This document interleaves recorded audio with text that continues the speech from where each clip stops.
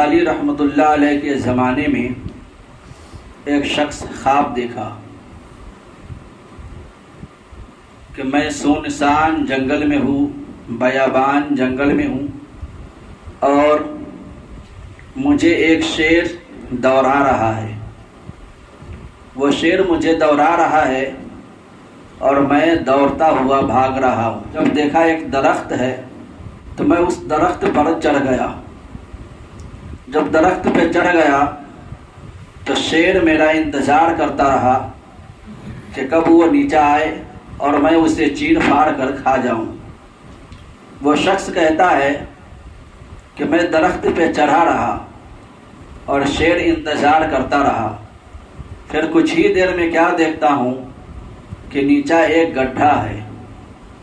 پھر کچھ دیر میں کیا دیکھتا ہوں کہ دو چوہا ہے، ایک سفید دوسرا کالا۔ پھر کچھ دیر میں کیا دیکھتا ہوں کہ ایک درخت کی ٹہنی پر شہد کا چھتا لگا ہوا ہے۔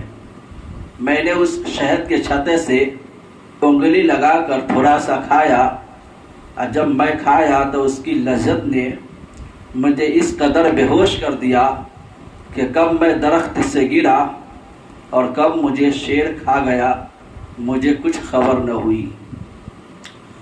وہ شخص یہ خواب دیکھا، صبح اٹھا اور پریشان تھا، حیران تھا۔ وہ تیزی میں حضور غزالی رحمۃ اللہ علیہ کی بارگاہ میں گیا اور عرض کیا، حضور رات میں نے خواب میں اس طریقے سے دیکھا کہ ایک جنگل تھا اور سنسان جنگل تھا، شیر دوڑا رہا تھا، میں بھاگا، درخت پہ چڑھا، نیچے ایک گڈھا تھا اور دو چوہا تھا، ایک سفید اور ایک کالا، اور ایک شہد کا چھتا تھا۔ میں نے اس سے کھایا اور بے ہوش ہوا اور گرا، کب مجھے شیر کھایا کچھ خبر نہ چلی، کچھ پتہ نہ چلا۔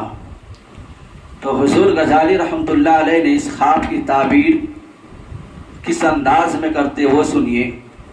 حضور غزالی رحمۃ اللہ علیہ نے ارشاد فرمایا کہ تو نے جو سونسان جنگل دیکھا تھا، بیابان جنگل دیکھا تھا، وہ جنگل نہیں تھا بلکہ وہ دنیا تھی، دنیا۔ تو نے ایک گڈھا دیکھا تھا، وہ گڈھا نہیں تھا بلکہ تمہارا قبر تھا، قبر۔ تو نے دو چوہا دیکھا تھا، وہ چوہے نہیں تھے بلکہ وہ تمہارے دن اور رات تھے۔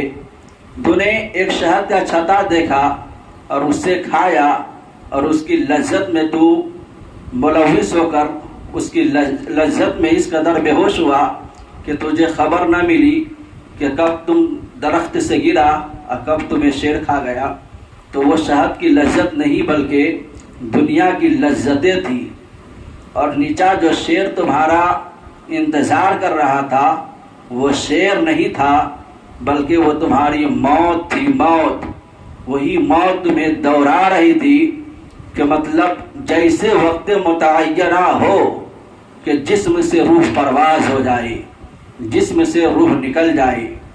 تو اسی طریقے سے مسلمان آج دنیا کی لذتوں میں ملوث ہے، دنیا کی لذتوں میں غلو ہے، کچھ خبر نہیں چل رہا ہے۔ ایک وقت ایسا ہی آئے گا کہ جسم سے روح پرواز کر جائے گی، کچھ خبر بھی نہ ملے گی۔